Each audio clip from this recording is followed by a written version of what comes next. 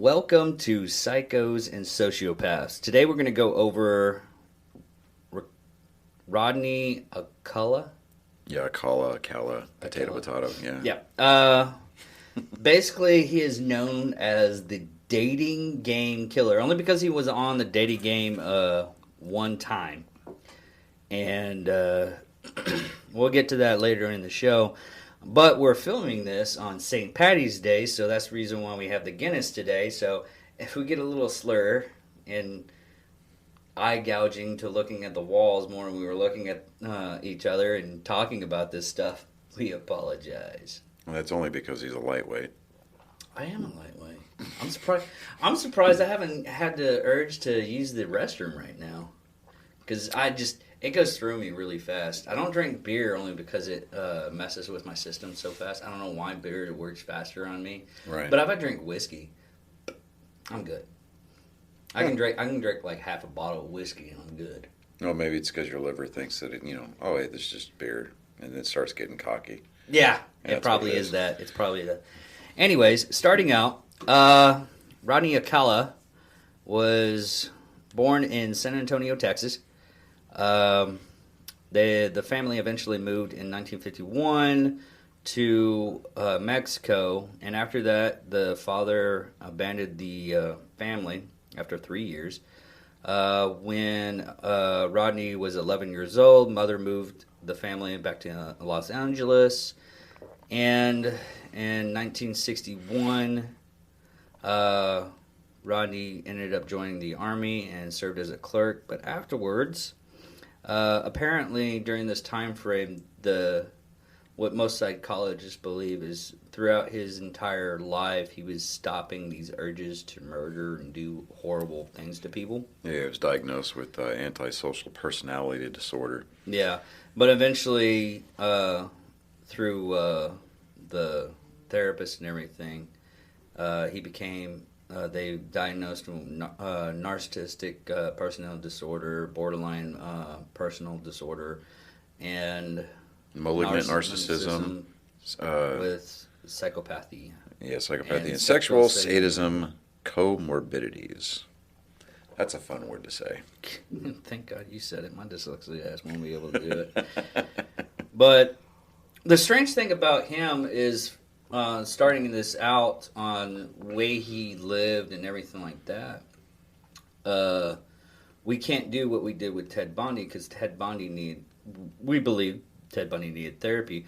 On this one, though, he had therapy. Yeah, he had therapy, and I love how I get text messages. Oh, and it's from our friends at Black Rifle Coffee announcing merch madness. See what that play on words? It was great. Yeah. And this is we're not sponsored by Black Rifle, but buy 2 bags of coffee, get a free merch product. Buy 2 merch products, and you get a free bag of coffee free. So hey, check out Black Rifle Coffee at brcc.com. Yeah, you're welcome. And to quote Matt Best, thank me for my service. I love that book. That was a good book, but his first criminal act, and I almost died a little bit after his first act, and the first time he was actually caught by the not caught by the police, but found out about the police. What happened is he lured 8-year-old Talia Safraro. Mm-hmm. I don't know if I'm saying the name right, but Shapiro. Into his Hollywood apartments, and what had happened is a concerned citizen followed him all the way to the apartments and called the cops after a while, and the cops came in, and all that stuff happened. He came to the door naked. The cop saw through the window and everything. Cop gave him like 2 minutes, and he busted down the door, saw the kid, was in dire restraint. She had like a... raped, beaten with a steel bar, but he ended up getting away. He didn't beat her with a steel bar. He put the steel bar on her neck and was choking her with it. What ended up happening after that is instead of chasing after the suspect, this is the reason why he got away, is instead of chasing after the suspect, he went in to save the child's life. Right. And they had a couple of cops during this patrol to stop him. One was in the back, and the main cop screamed out, thinking the cop in the back was the cop in the inside. Let's see if I can get this right. Cop on the inside was having trouble, so he went around the front, and Rodney ran out the back. So he got away only because they were trying to save this kid's life, right. Honestly.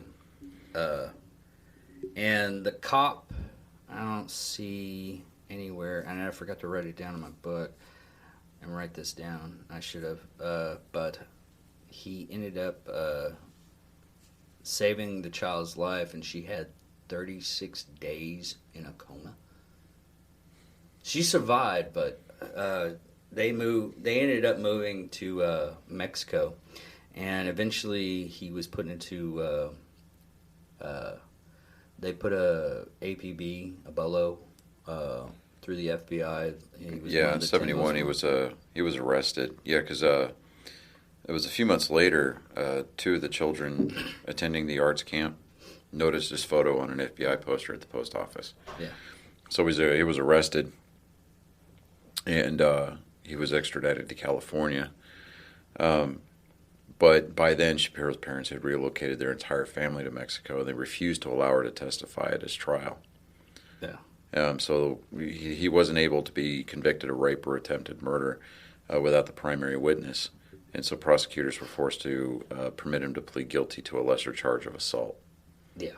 So,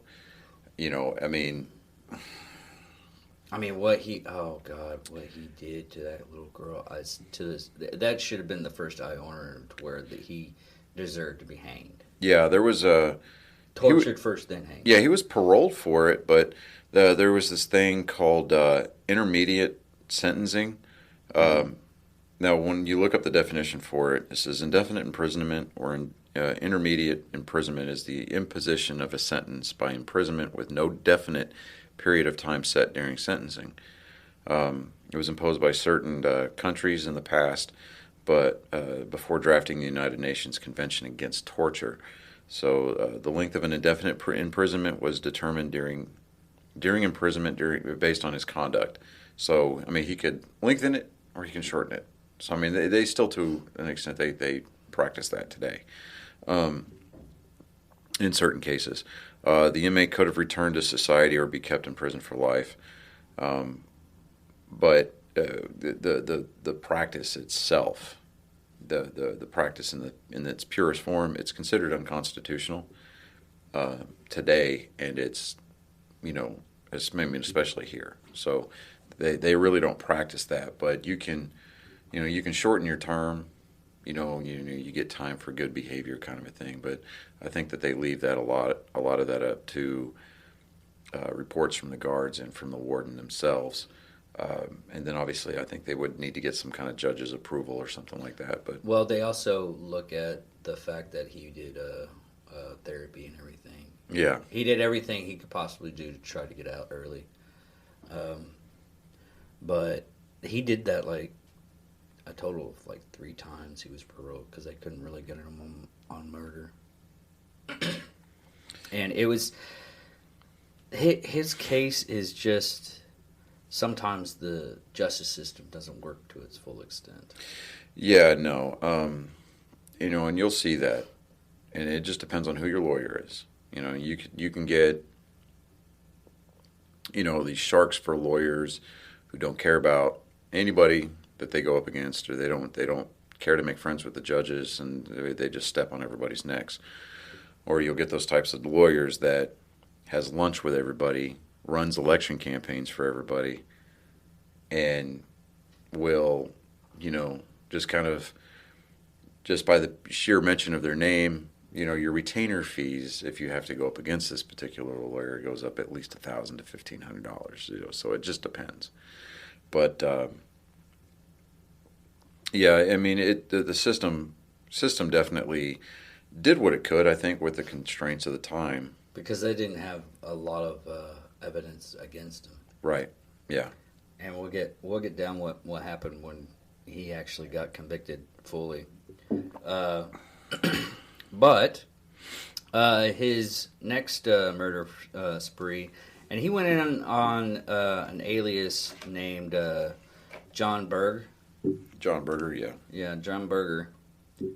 And he ended up... That sounded so loud. That's such a good sound. Yeah, it is a good sound. But what ended up happening is in 1974, after he got a vacation, after he asked his parole is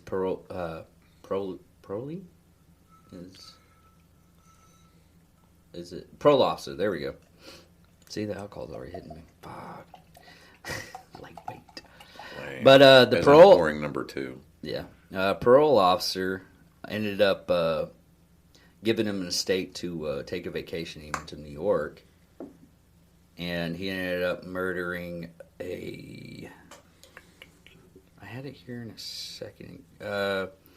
Conley Carilli, a 23-year-old TWA flight attendant. Yeah, Cornelia Criley. There we go. 23-year-old TWA flight attendant. She was found raped and strangled in her Manhattan apartment, and her murder remained unsolved until 2011. Yeah. So this dude's still kicking around in the justice system somewhere. I know that they sentenced him to death in California, but California being what it is, and no, it was like he got sentenced to death like in 2017. Three times. Yeah, but he's still sitting there on death row. No, he's not. Oh, he's not. That's right. In 2019, they ended up enacting a death sentence. You're just going to do life in prison. You're not doing the death sentence because, evil doesn't need to be killed, apparently. It just needs to be rehabilitated. Yes, because taxpayer dollars they get spent real well in the state of California. Yeah. Anyways, get out of the political scam. Yeah, my in bad. 1977, Rodney second release, his parole officer took the unusual step to permanent a repeat offender, known as a flight risk. He ended up killing Ellen Jane Hoover, 23. Yeah. And the only reason why she was really in the paper a lot is because her father was a Hollywood nightclub owner called Ciro's. Yeah, Ciro's. Ciro's. And she was the goddaughter of Dean Martin and Sammy Davis Jr. So, yeah. So he started, killing people is one thing. Raping kids is one thing. But, he kind of fucked up. He started dicking around with the Rat Pack. I'm surprised he's still alive because most of those Rat Packs were friends with the mob. Yeah, whether it was by choice or not. Yeah. But, her remains were found buried on the grounds of the Rockefeller estate in Westchester County. So, that's high profile enough as it is. When they find a body on anything with the name Rockefeller attached to it, it's high profile. Yeah, it's gonna make the paper. And just to let everybody know, all of his victims had been strangled either by nylon stockings or a pole, and same thing again. I don't know why they have to bite the nipples and breasts, leaving teeth marks and everything. This is like the third case to where the guy ended up biting and chomping down on the breast. We can get into all kinds of philosophical stuff on that, but still, I don't know. I can't fathom just doing that to the point where you're ripping off the nipple and everything. I think that through the application of brute force on such a sensitive area, it gives them sort of that dominance. Well, I know like African tribes that are warlords, they take off breasts because they can't feed their child with their breast. Yeah, they'll do all kinds of genital mutilations and stuff like that. But, I mean that I think that might be something. That's more of a control dominance. Control, but more lens towards the genocidal side of it. Where if I know that we're getting off into the weeds here for a second, but like with the warlords and the things that happen to the women over in Africa and some of these other third world countries, when they do genital mutilation like that and they cut the breasts off of the women, that's one, so they can't feed their kids. Two, it's more of a they do that to a certain section of their society, whether it be females of an opposing tribe or a religion or something like that. And that is, I think they're doing it through the guise of, well, if sex is no longer enjoyable, then it is going to dissuade the women of that demographic from breeding. And so they're trying to basically just kind of stop further generations from being made, kind of a thing. I know that sounds like like I'm talking out of my ass, but to me that makes sense. Yeah. Not makes sense in the sense of condoning it, because this is insane. Yeah, so, this is ridiculously stupid. So it's one of those situations where we find a lot of serial murderers doing that kind of a thing. Bundy, he bit hard on nipples. Cottingham, he did it, and I think, and this guy's doing it too. So I think we find that with the serial murderers, I think it's more of a sense of empowerment kind of a thing. And it's not like they all get together and they have Illuminati meetings and talk about different what are we going to do here. I think it's more of a universal thing, because you see it happen a lot, whether it be through genocidal terroristic tactics or through commonalities between different serial murderers. None of these people know each other.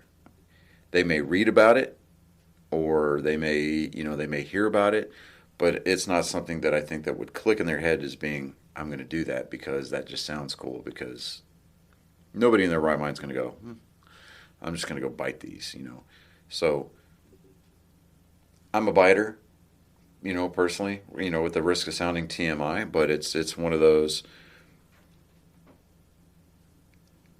to an extent. Yeah. It's one of those biting for enjoyment kind of a deals, whereas they do that just out of sheer, it satiates some kind of desire for them. It exerts that control, it exerts that dominance, and if their victim were to live, it would be a constant reminder of their experiences with them. Yeah. Well, after that murder, he ended up working at the Los Angeles Times as a typesetter. He was interviewed by the Hillside Stringer Task Force as part of an investigation known as sex offenders. Although Alcala was ruled out as the Hillside Strangler, he was arrested on a brief sentence for marijuana possession. That was another reason why he got away with it for so long, too, was because the places that he went to, New York and L.A., right? New York City and L.A., in that time frame, there was a plethora of serial killers. They had the Strangler, the Night Stalker, Ted Bundy, Son of Sam, Well, San Francisco had the Zodiac killer, but let's see, what was it? There was one more. Cunningham was about that time frame too. So they had that the task force in at that time frame. They had a lot of people. They didn't have our. Man, I just totally messed that up a little bit, but. They had their task force. They're not our task force. They are today. I mean, today we got DNA. We can do fingerprints. And locating a person's a hell of a lot easier because everybody's carrying a GPS right now. Yeah. I mean, whether it be the iPad or the iPhone, a lot of Androids have them on there too.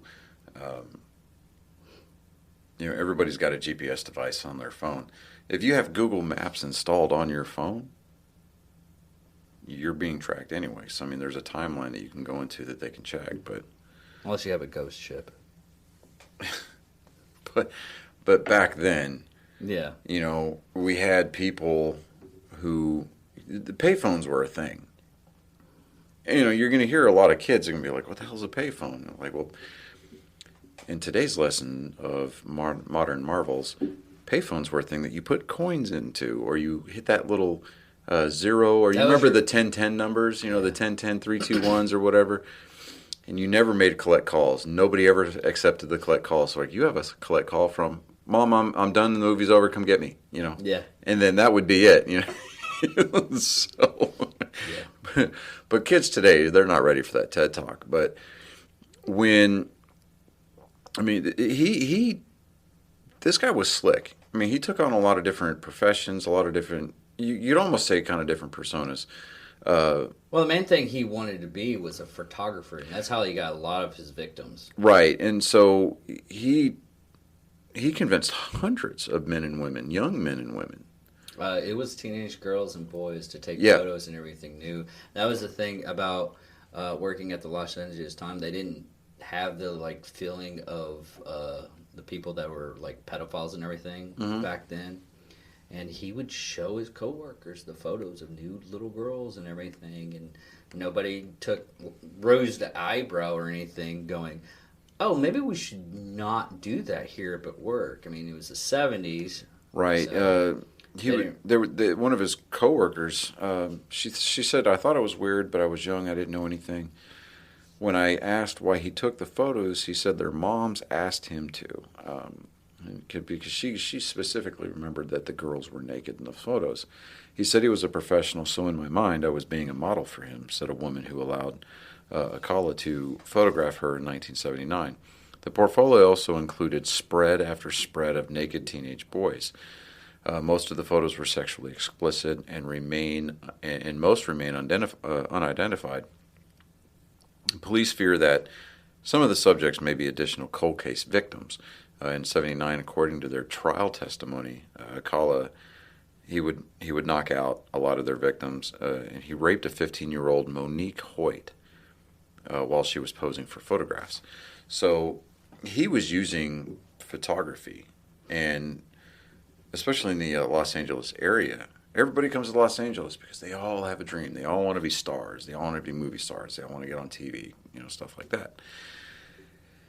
And so you're going to get a lot of these kids who, especially back in the 70s, when everybody was rebelling against their parents, and Mom and Dad, you guys suck. You're squares. And, does anybody say square anymore? But anyway, they were hopping on buses.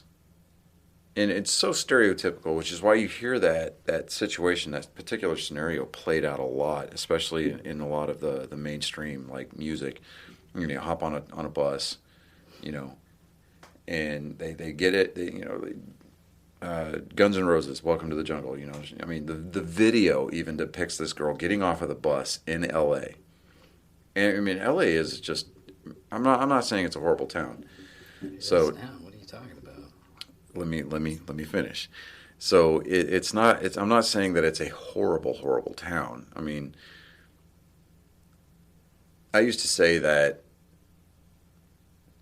Tennessee is a great place to live, if it wasn't for the government there. It's got,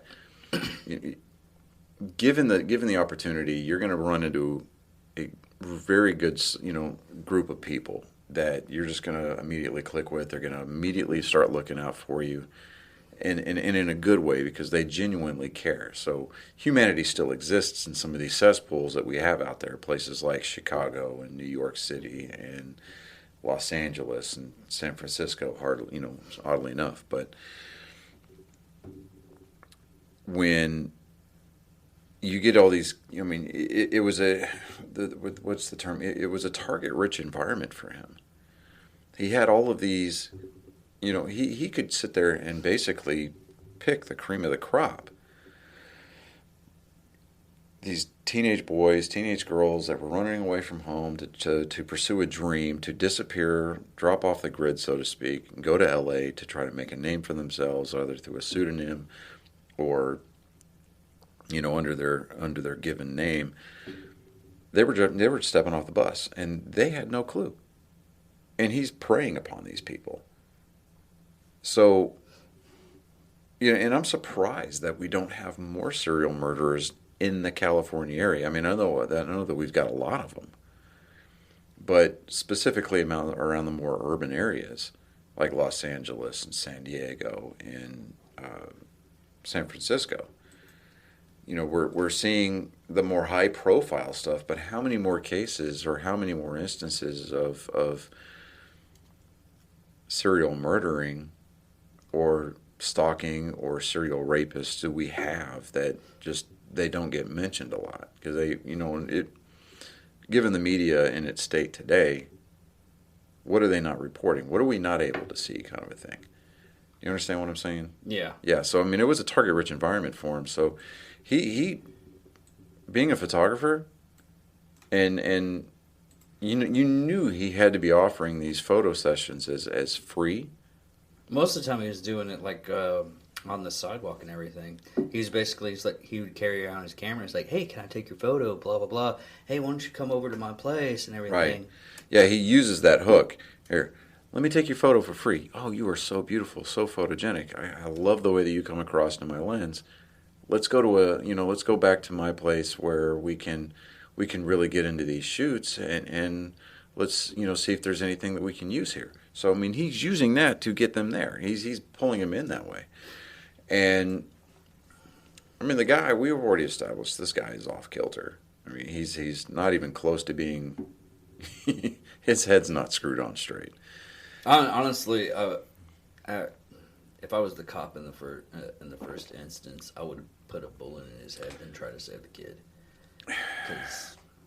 Yeah, but you say that now. We can Monday morning. Yeah, we can Monday morning. Yeah, we can Monday morning quarterback this all day long. But at the time, even now, even back then, police had procedures. They could not do certain things. Now, I'm not saying we need to fully. I don't care what your stance is on the police. I don't care if you like the police, hate the police, support the police, don't police. If you want to defund them, that's you got special problems. But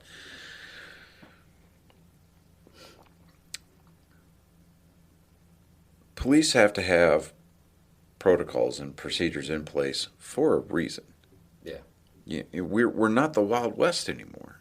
I know that that's the West Coast and it's the left coast. You call it whatever you want, California being the land of fruit and nuts. I don't care. Law enforcement has protocols put in place for a reason. And we can say, well, in that first instance where he was basically caught red-handed, why couldn't they have used that? Well, the laws, the government at the time. What was it? Ronald Reagan said, the scariest words in the English language is this: hi, I'm from the government and I'm here to help. The legal process in this country is horrendous. You can argue that it's not what you know or who you know, it's how much money you've got and who you can hire, or just the inefficiencies of government itself. We can get into a whole other argument. We could do an entire podcast on libertarian type views, liberal versus conservative. We can do a whole series on that based on what we see here with these serial murderers. I mean, they're getting incarcerated, they're getting arrested, and they're serving time on lesser charges. They're just getting them off the street, really. Yeah, they're just getting them off the street. It's treating it like they're treating them like it's a revolving door. Like, here, let's get you off the street for a little bit. We're gonna hit you with this assault charge, or we're gonna hit you with marijuana possession, and in the time that they're out there committing these acts, these rape, murder, and it's mind blowing that we don't have the resources, that our law enforcement does not have the resources in order to find these people in a more efficient manner. Now, I know that a lot of it is going to be, well, we're going to get into the big brother arguments or whatever. All that aside, when we're talking about massive loss of life at the hands of a single person, I mean, I know it's not our place as humans, or as mortals, to judge where a person's going to spend their eternity. But the people that we've profiled or that we've featured in the series up to this point, I mean, at least the last three, counting him, more likely they're going to spend some time in hell. Yeah. I mean, they're going to get real comfortable with the thermostat being pretty high. So, but I think that, I mean, we could talk about how they're not right in the head, but at the same time, they almost kind of have this genius level problem solving skill about them. Most of them actually do. Yeah. So I mean, he most of his stuff, with the exception of the things that he did in New York. I mean, he just went from one coast to the other, but then he went back. So, I mean, most of his murders were in California, in the Los Angeles area. And I think a lot of it was with him. He was, because he'd already been diagnosed as a narcissist, so it was all about him. What could you do for me? And look at me. I'm the victim. You're the aggressor. But the fact that he was using photography to kind of fuel that fix that he needed,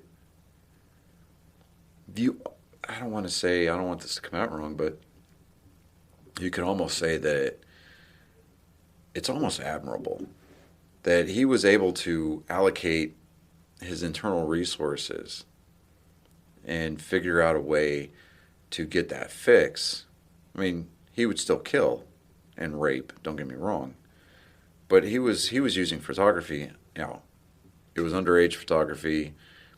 A lot of it was nude, and that's morally reprehensible to me. I mean, it's one of those that's just a whole lot of no. Well, most of the photos he actually sent to New York, to a lot of pornographic magazines at the time, right? To make a quick couple of bucks, right? But getting off of that topic, we'll get a little bit more in depth on that at the end of the show. That's my bad. I'm sorry. Yeah. Next instance during this time at the LA Times, he ended up on the dating game show. At the time was you have 3 male contestants and a female contestant asking questions to the male contestants, bachelor number 1, bachelor number 2, bachelor number 3. Now we just have the bachelor or the bachelorette. But the actual male producer, when he interviewed him, he's like, no, we're not having on the show. It was the female producer that was like, no, he's kind of cute and everything. We can have him on the show and everything. So she has bad judgment. The guy was like, no, he can't be on the show because he seems really creepy. And even one of the other bachelors was like, man, this guy is really creepy. Yeah, it said What did he say? He said, a very strange guy with bizarre opinions. Yeah, because he was like, she's going home with me. That I never lose, and that's the narcissism in him. Right. Yeah. Let me see here. Cheryl Bradshaw was the name of the bachelorette. She ultimately refused to go out with him because she found him creepy. Yeah, she called up the producers. Like, hey, is it all right if I don't go on the date? And they were like, yeah, as long as it's on the show and everything like that. We've already gone through that, so you can do whatever. You don't have to date the person, which. Yeah, it was lucky for her. Yeah, there was a criminal profiler by the name of Pat Brown brought to everybody's attention. He killed 3 more people after his appearance on the dating game. And the fact that and in no way, shape, form, or fashion am I hanging this on Miss Bradshaw at all. So let's not do that. Okay. Anyways,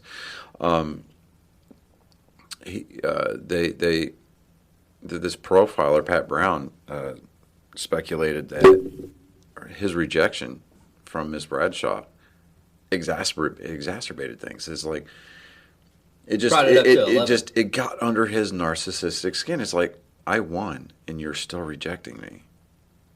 So he took it out on 3 other poor, unsuspecting women. Yeah, that was actually, from what the cops described, they were more brutal than the original MO, and they actually got him off on his trail for a little bit because they thought it was a totally different person. Right.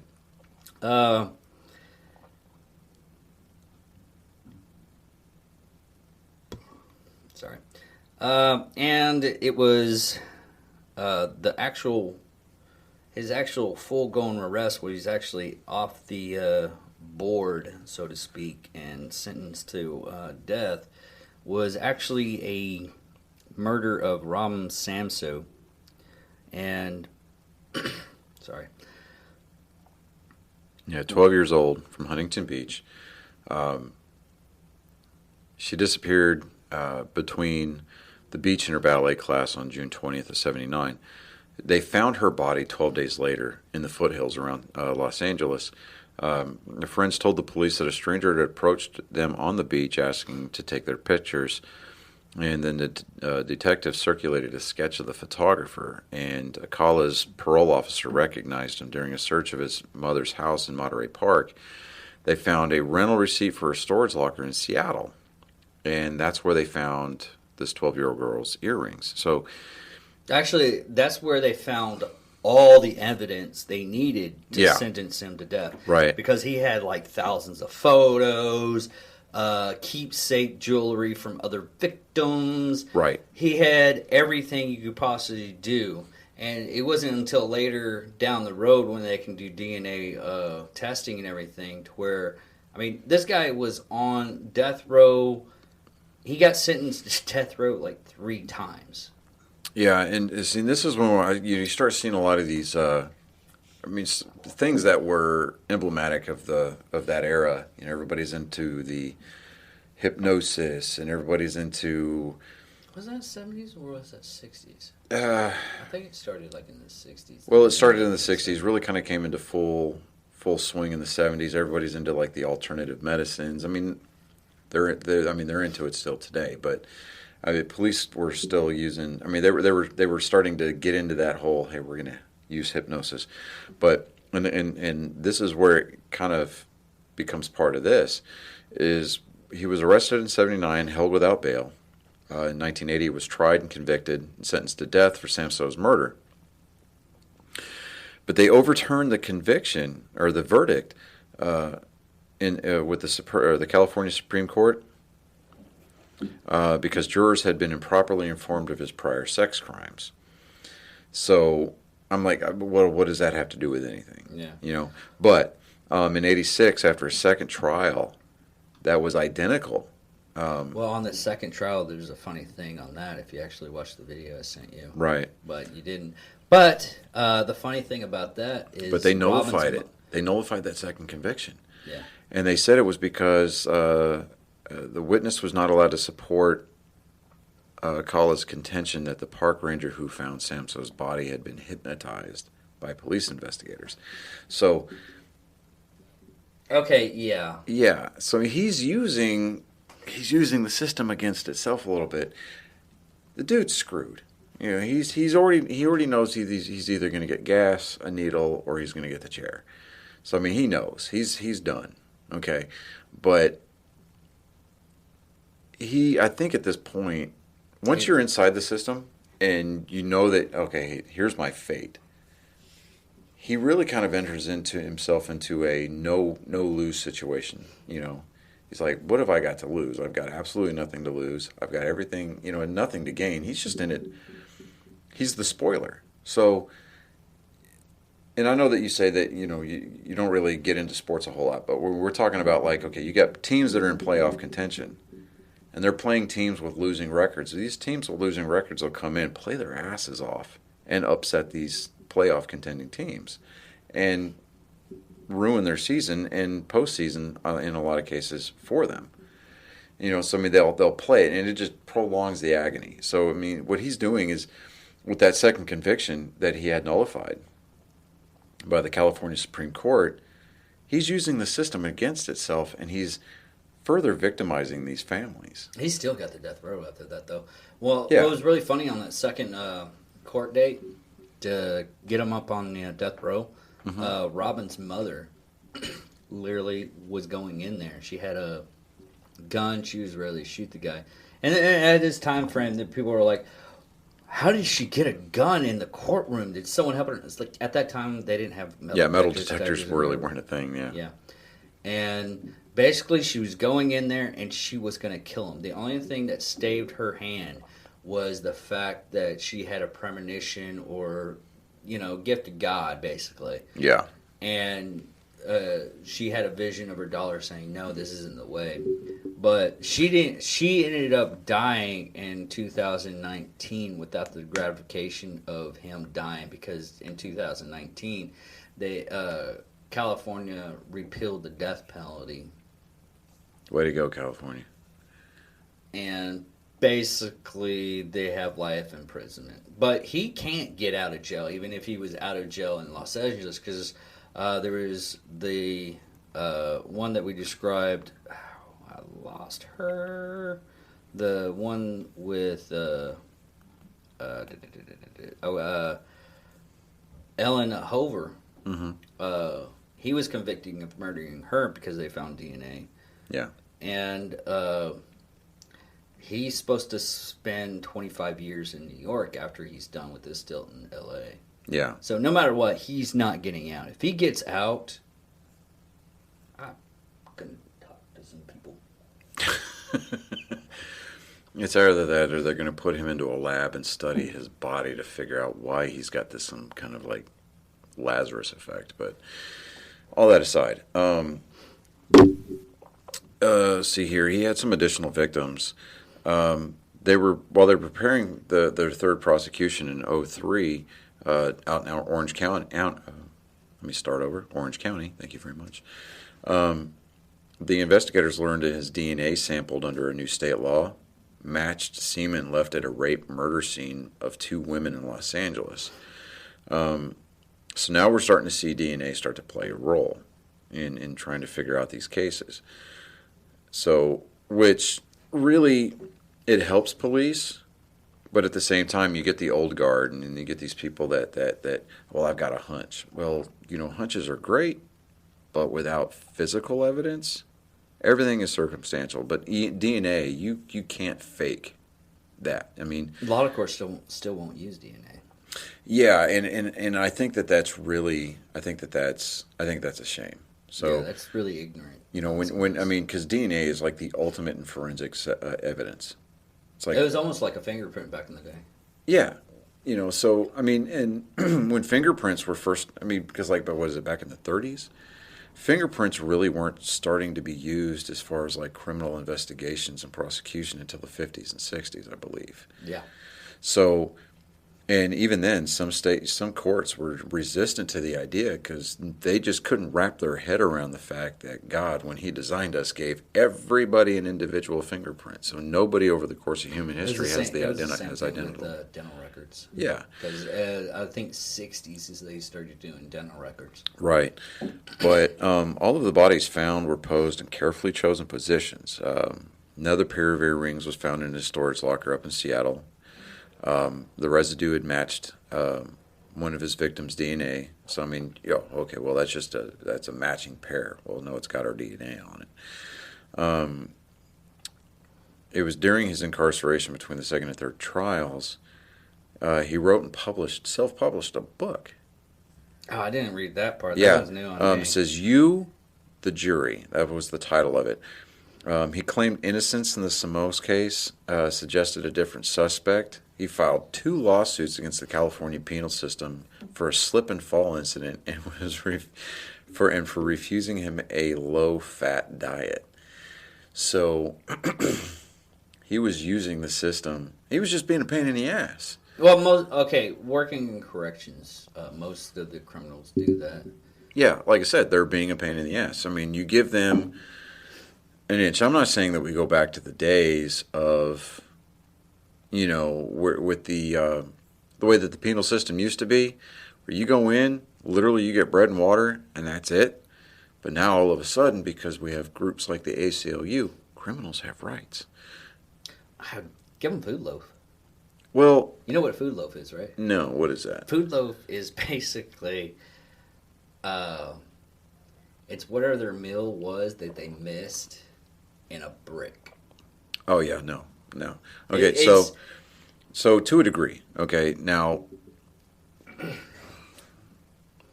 again, we're going to get off in the weeds for just a second, but we're going to rein it back in. But the way I think that the justice system these days works, it's I think that they should, and I hate to use the word segregate, and I'm not talking about color of skin, I'm not talking about ethnicity, so I want you y'all slow your rolls, but I'm talking about, people who, they're dead to rights. Yeah, because you've got the forensic and physical evidence showing this person did this because the detectives did their due diligence. They actually did their job. They went off into a room, they shut out all the voices from people like attorneys and, to a degree, our justice system is broken. Just like our medical, just like the medical insurance company or industry, it's broken. Okay, but we should be able to segregate. Okay, look, these people we know. Okay, all we're doing is just now waiting for their due process. Versus probable cause. You get these probable cause, it's like, okay, well, we don't know that you did this, but we have a suspicion, so we're going to arrest you on that suspicion. I think being able to arrest people, and you can detain people, fine, sure, interview them, but you have to release them, and then you can't do anything about it until you get actual evidence. If you want to take them to trial, fine, do it when you've got actual evidence. And I think at a certain point, I think that investigators, they need to be limited in the number of times, or not necessarily investigators. I think like district attorneys, they need to be limited in the amount of times that they can, or they need to have time limits. I know that there's time limits written into the Constitution, written into state laws and things like that, but this guy was using the system against itself. And the way that he was doing it, I'm not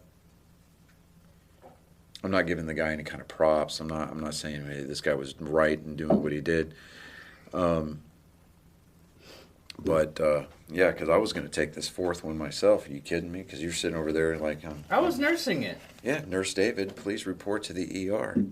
But... I like to taste my shit. This is the only thing that actually slow... You taste your shit? No. See what I did there? Yeah. I did the whole Happy Gilmore thing on you. That was fucking beautiful. No, alcohol's the only thing that I actually enjoy drinking and everything. Food, I'll just shovel it in. Oh, I can tell.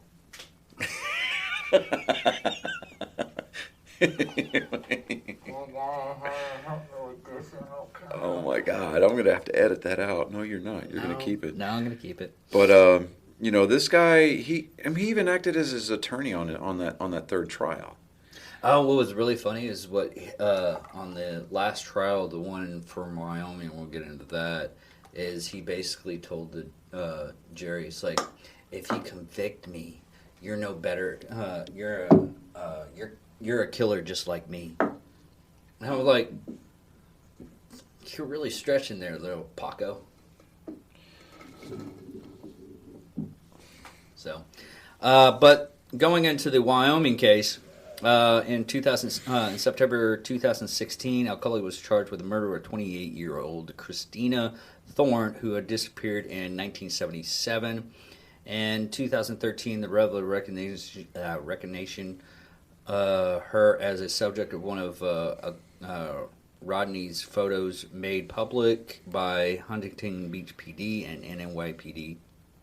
Her body was found in Sweetwater County, Wyoming in 1982, but was not identified until 2015 through DNA supplied by Thornton's relatives, matching tissue samples from her remain.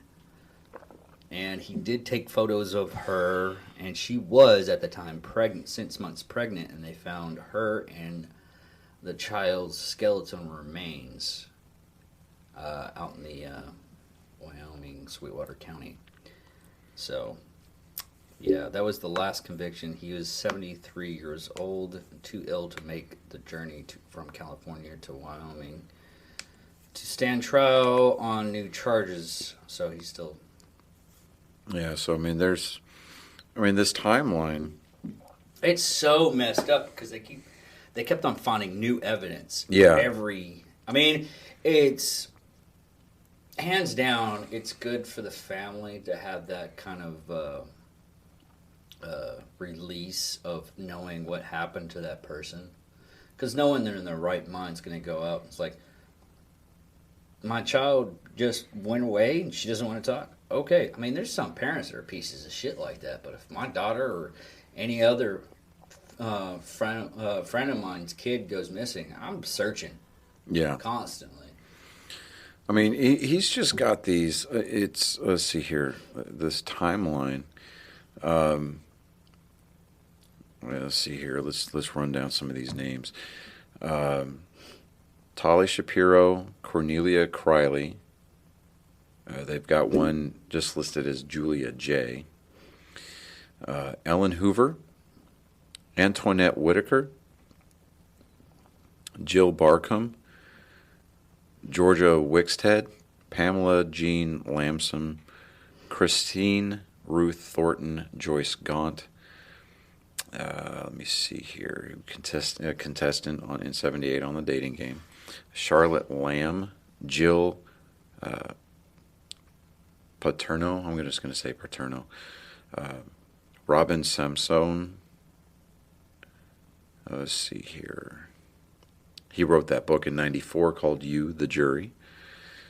DNA was collected. 4 additional murders were discovered in 2003. Motion to join Samsung case with 4 others proposed, contested by Alcala. Case join granted by the Supreme Court in California. Conviction number 3, sentenced to death for murders of Samson, Paterno, Lamb, Wixted, and Barcombe. He was indicted for the murders of Hoover and Criley, and he pled guilty and sentenced to 25 years to life for the murders of Hoover and Criley. So Hoover and Criley were both in New York. Everything else occurred, with the exception of that one Wyoming murder that he couldn't stand trial for. Everything else occurred either in Washington or California. So he was, for the lack of a better term, he was very well traveled. He didn't fit so much of the, I'm going to operate within a geographical area. And I think Ted Bundy really kind of broke that mold. And we discussed that with him last week, where he operated in Utah, he operated in Florida. I think Callahan did the same thing. Connington. He stayed around he stayed in the Atlantic City, New Jersey, New York area. So he didn't go very far. I mean, we're talking hundreds and thousands of miles here, not hundreds of thousands. So don't come at me. I'm talking about hundreds or thousands of miles. So New York to L.A. I mean, that's what, an 8-9 hour plane ride. Yeah. So, and that's without a layover. So. He got around, and not. I think that's another reason why it took so long to catch him, is because he'd kill in one state and kill in another. Right. That was there's another serial killer we'll go over down the line. Is they go out trips and they kill and they come back and they go out to another state, and a lot of cops will tell you and please don't do this fucking shit, because I'll say something and I'll end up finding out someone did what I said, and it freaks me out. But it does. But most cops say the way to get rid of to actually succeed in not being found out about murder is, one, kill in another state or town and do it by yourself. Those are two factors that to get away with murder. Yeah, and then of course there is always the fail-safe and just not fucking do it. Oh yeah, oh yeah, oh yeah. Well, I always like to do that unless I have a list that I'll just put up, and my therapist says it's fine to have a list as long as you don't do anything about that list. I don't have a list because I just don't care. Because I understand that, to a degree, people suck. Yeah. You find those individuals, those other fellow human beings that you identify with, that you click with, and you hang out with them. That's all there is to it. Yeah. And if somebody gets under your skin, somebody offends you, somebody's trying to wrong you, well, guess what? They can go... I don't want to be excessive here. Well, after 5 minutes, we can say what the fuck we want. Right? Because nobody's listening. Yeah, basically. They can basically they can go fuck themselves. Yeah. And for the longest time, and even to a degree today, I don't really, when I walk into a room, I don't look to see who likes me and go hang out with them. No, I go to see who I like, and I'll go over there, and we've got, as much as some people in our government want to try to limit those liberties, we've got the ability to we've got the ability to choose as to whether or not we associate with people, things, corporations, whatever. We have the freedom of choice.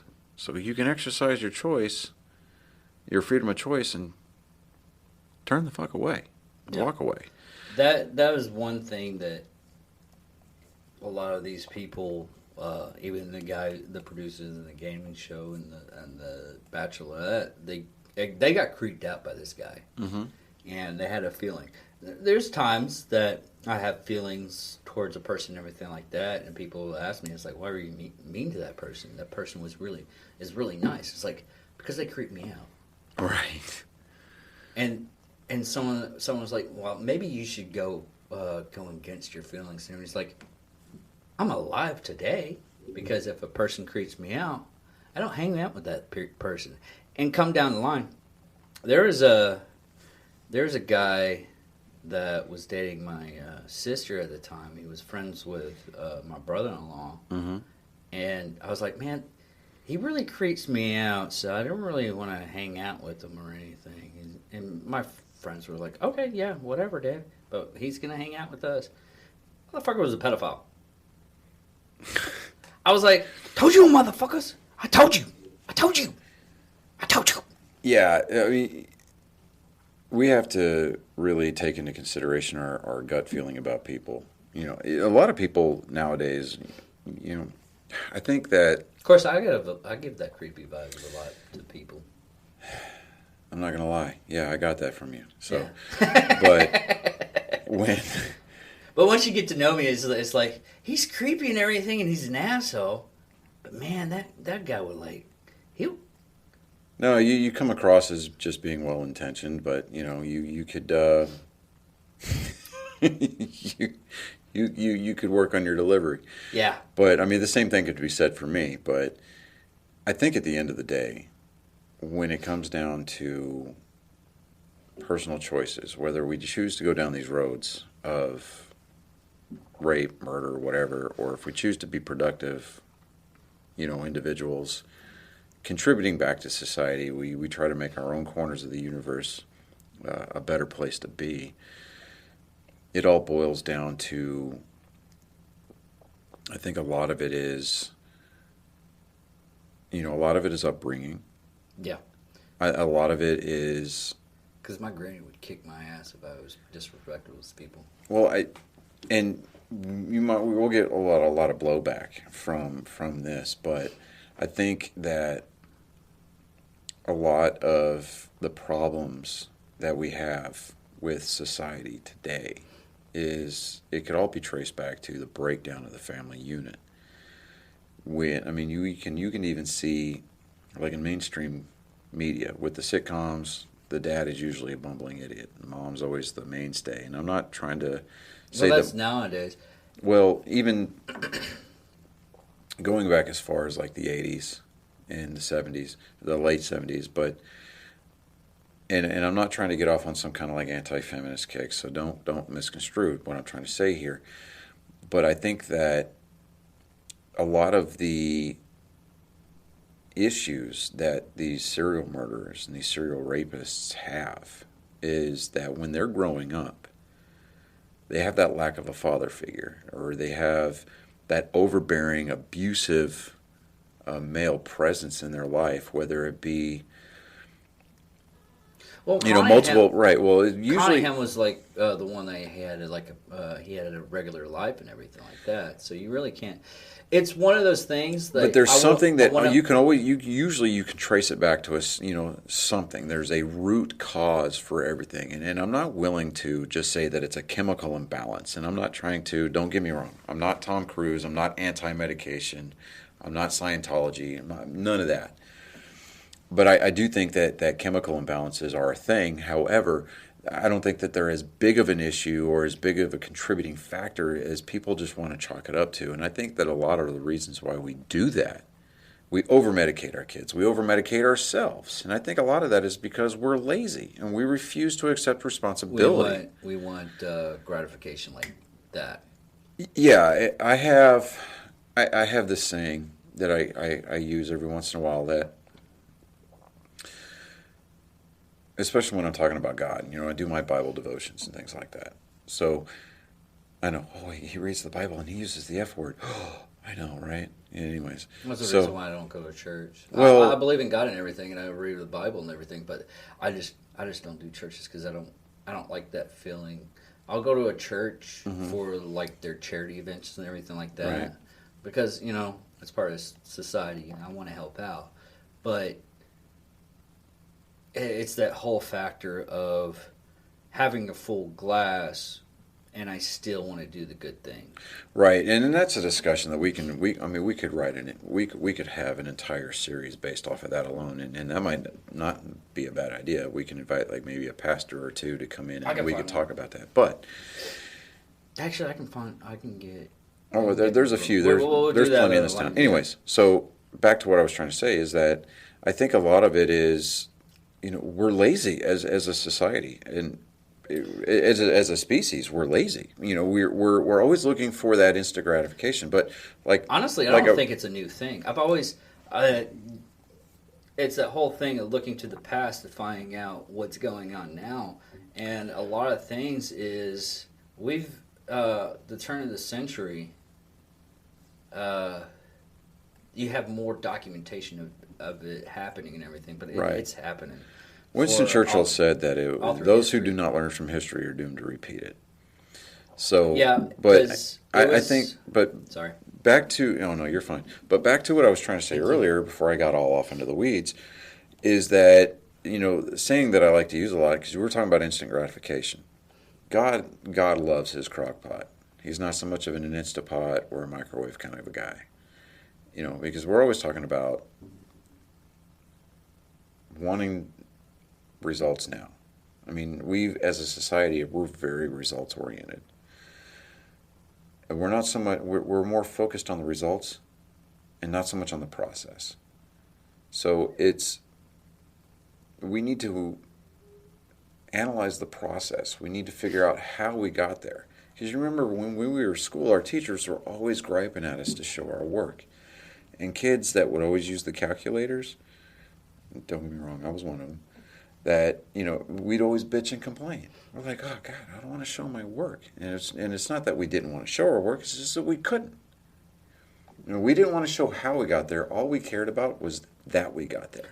What's really sad is I could show my work if I wanted to, but I did all the stuff in my head. Yeah, so I mean, it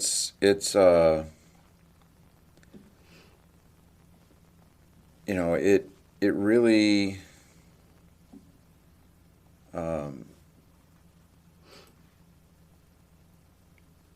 really kind of makes you sit back and kind of really appreciate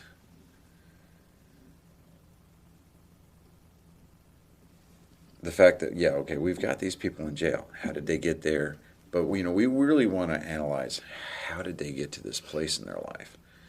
Honestly, I just read the Joker comic, and there is a phrase in there where Jim Gordon was talking to an older, when he was in Chicago. You just read the comic.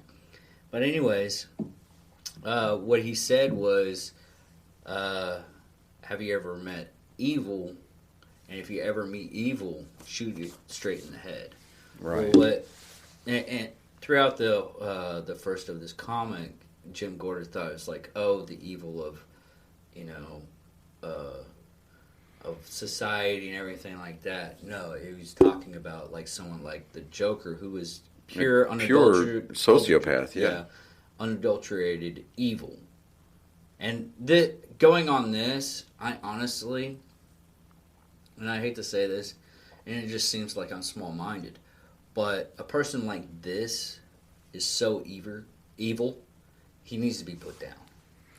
Yeah, and that's it's not to save money from the jail or keeping them alive or anything. It's like, no, this man is never going to change, and this man had therapy. He's done everything. He's broke cause. He should be put down. Right. Because the more and more that you educate these people through therapy, I mean, if he were ever to get out on the outside, he would disappear. And we would find more bodies. So, but what I think, not the good disappeared, but the bad disappeared. Right, the bad disappeared. Now, one of the things that I love about living in Texas is that we still have a death penalty. Yeah. In fact, I think we've actually installed an express lane. It's basically that whole thing. If you kill us, we'll kill you right back. Yes, thank you, Ron White, for that material. I appreciate that. And Firefly. So it's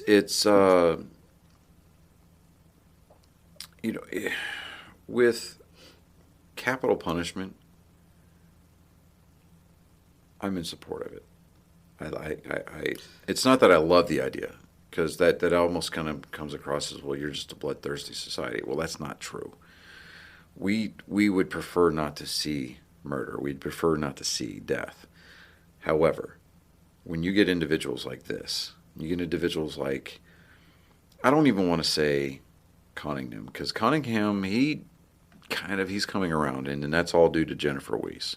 But when we're talking about people like Bundy, we're talking about people like Alcala,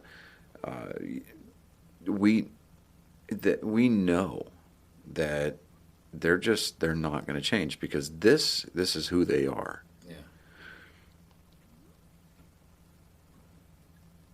It's not so much us trying to send a message. It is us trying to remove that evil from the world. And the only thing that I would say as far as the death penalty is concerned is that before we institute it, before we have all the facts. Yes. Because I'm with you on that one. Yeah. I want all the facts. I want to make sure this guy... I mean, you can come up and say, it's like, oh, this person, he might not be that bad of a guy. He just made a couple of bad steps. There's people out there that just made a couple of bad steps. But there's people like this guy who's is the bad step.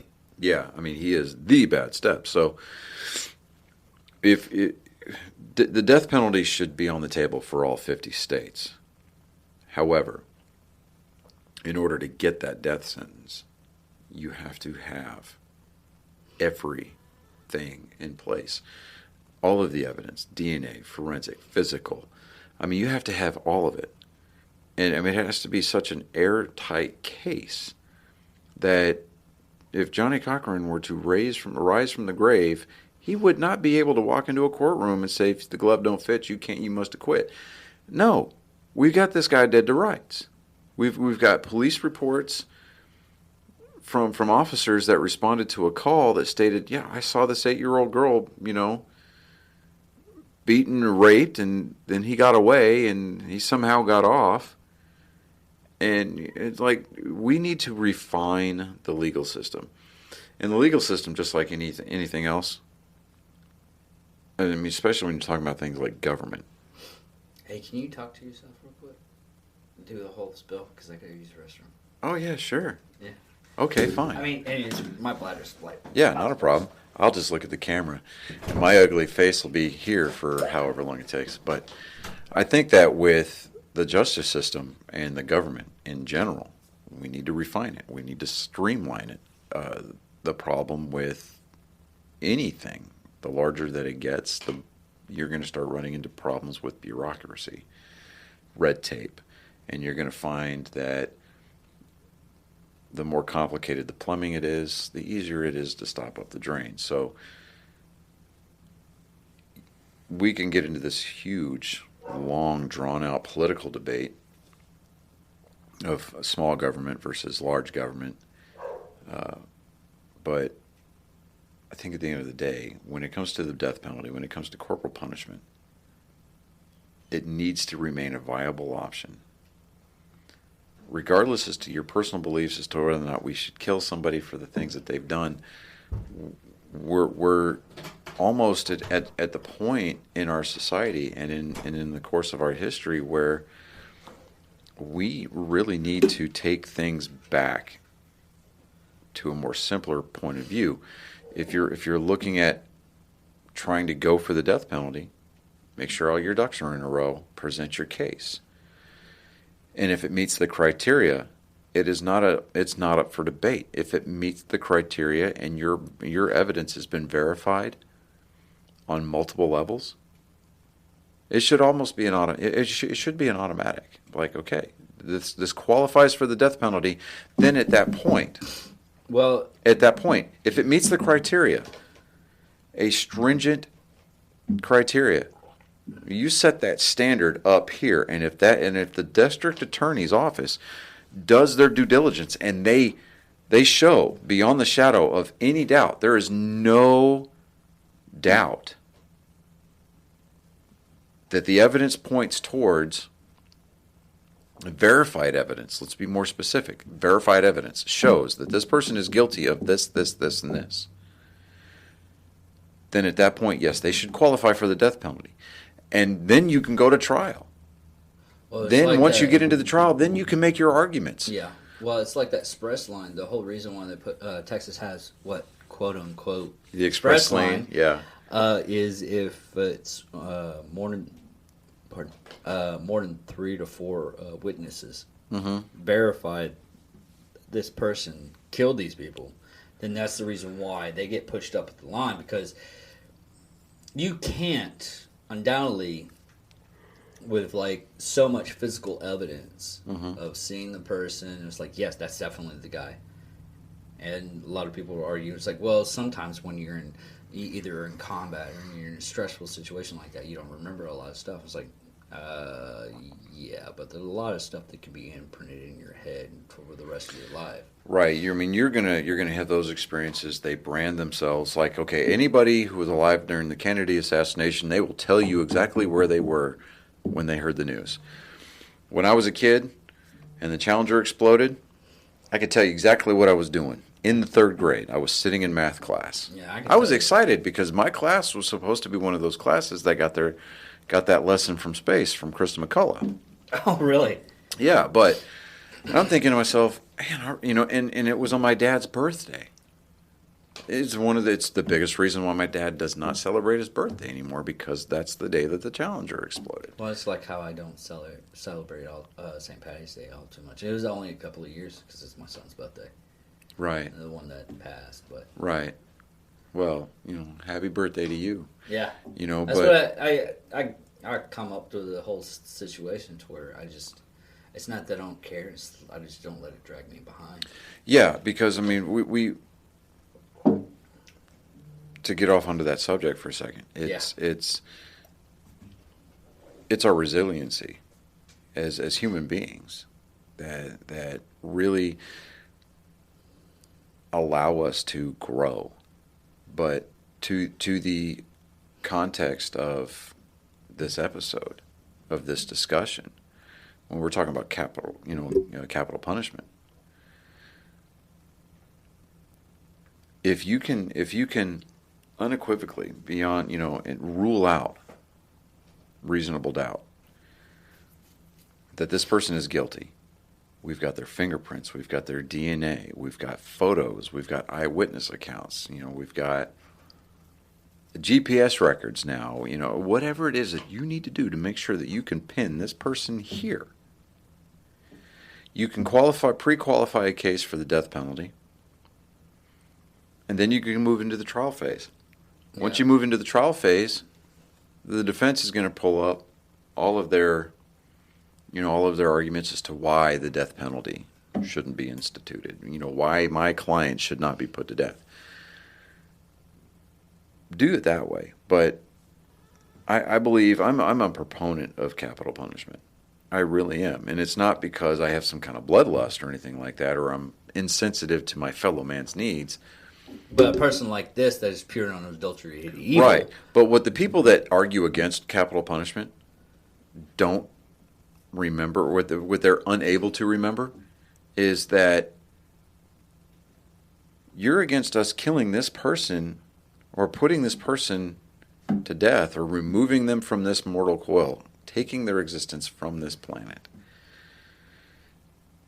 What they fail to realize, or what they fail to take into account, is that by the sheer fact that this person exists, all of the victims, family and everything, the families of all of the victims that this person had, they are going through a living hell, knowing that their taxpayer dollars are going towards keeping this person alive. That was the thing with Robin's mother, the mother that tried to kill him in court. Is after, I think, the third one, because she passed in 2019, and after that it was one of those things that she felt that she was never going to have the satisfaction of seeing justice done. Okay, so you remember the old film series, The Faces of Death? Oh yeah. Okay, so one of the ones that sticks out into my mind is, I think it was like a serial rapist. This dad had realized, okay, so his son was raped. You can look at that on YouTube. Yeah, so they were walking him through the courthouse. This dad snuck a gun into the courthouse, and he was hiding out. I mean, he was just in plain sight, hiding out at a payphone. Turns around and tries to shoot him. All right, no, he did shoot him. No, he shot him. He shot him. He killed him right there. And I'm like, okay, you broke the law because you brought a firearm into a courthouse, but... I like your tenacity. Yeah, your tenacity and your conviction is admirable. But like they used to tell us in the Army all the time, or in the military all the time, You had you had great initiative, but you had piss poor execution of your judgment. So I mean, he still need to answer for his crime. He committed a murder. He committed a murder on national television. You know. So do I say that he needs to be put down? No. I mean, we need to.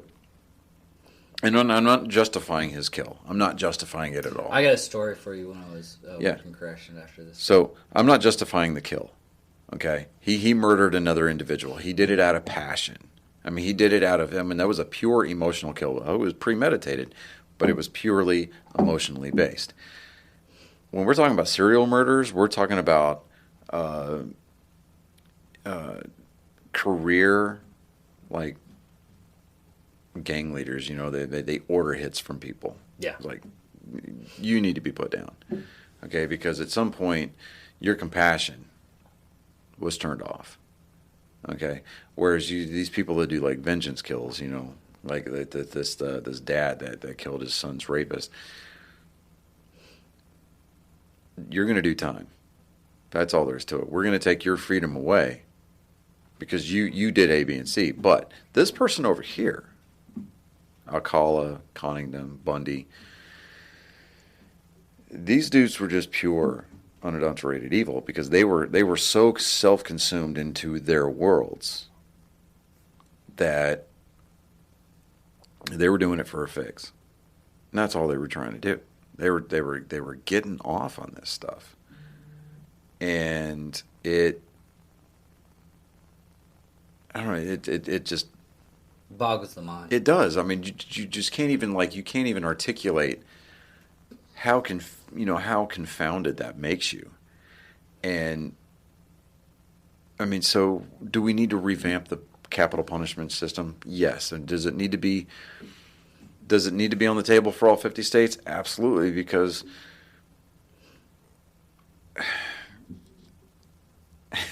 I mean, that opens up the argument, or opens up the door for all kinds of fringe arguments.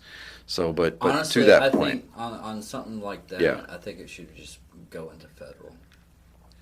Yeah, if something's going to be considered death penalty, yeah, it's a possibility that we maybe need to make it a federal case. But on that note, though, there's this is a story when I was working corrections, and it was not on my card. And if anybody that's actually watching that knows that how our Texas criminal justice system works as security guards or correctional officers, my pardon. What happened was this guy. The story of this guy. He ended up going to jail on a traffic violation. Okay. Yeah. And then there's a guy in his jail cell that was talking about him being a pedophile and everything like that. Well, the guy that was just on there for basic ticket violation. Yeah. Killed the guy. In Right. the jail cell. Well, he was at all red unit. What had happened is he was put in a cell with another pedophile, and the pedophile kept on talking about his all the kids that he molested and everything like that, and the guy ended up choking him out with a power cord. Right. And to this day, I'm like, okay, he was a bad guy, but I love his tenacity. I mean, he can't really get upset for taking out a pedophile. I hate pedophiles. Right. Pedophiles with a fucking vengeance. Yeah. I mean, like, I still want to do an island of pedophiles, and it's basically a hunting resort. Yeah. You want to kill a human? Well, I got the island for you. Luckily, nobody watches this far, so they're not even gonna get this instance. And if anybody does, they'll comment. It's like, what kind of fucking shit? Well, I'm drunk right now, so I'm buzzed, very buzzed. Yeah, this is a good idea. But anyways, our next serial killer is Charlize Theron's portrayal of Monster in the movie Monster, and Yeah, I sent you this so you could actually say her name because my dyslexia and my little buzzness is. I got Alan Cole Lee, and I can't pronounce her last name. It's like Walrus Nose.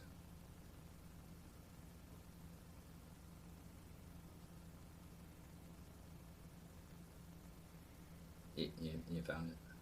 No, I'm not gonna lie. I'm on Black Rifle's website right now. Do that after the show. Well, anyways, we're gonna do Alan Carl Lee Warthornos. And if I butchered that, I probably butchered it. I probably took a Viking axe to it and just chopped it all the way up. And to be fair, sorry, the reason why I'm on the website again. Yeah, you want to get the deal. I want to get the deal, but dude, I just for whatever reason, I have just like this incredible craving for a big cup of coffee right now. So I got. If you want a cup. Oh of no, coffee, I'm gonna go brew a pot when I get home. I mean, dude, which one do you want? The Flying Elk? Do you want Night Rider? Do you want Calf? Yeah, the CAF would be amazing right now. So yeah, I think I'm gonna go brew me a pot of some CAF. Yeah. But anyways, I'm David Dickerman. I'm Johnny Skelton. And this is Psycho and Sociopaths. Happy St. Patrick's Day, everybody. Happy St. Patty's Day. We're a little bit too shakes. Well, I am a little too Yeah, shakes you are. And, Lightweight. I should have fucking started You're such a pansy. I should have started with whiskey. All right, people. I'll talk to you later. Love you guys. Bye.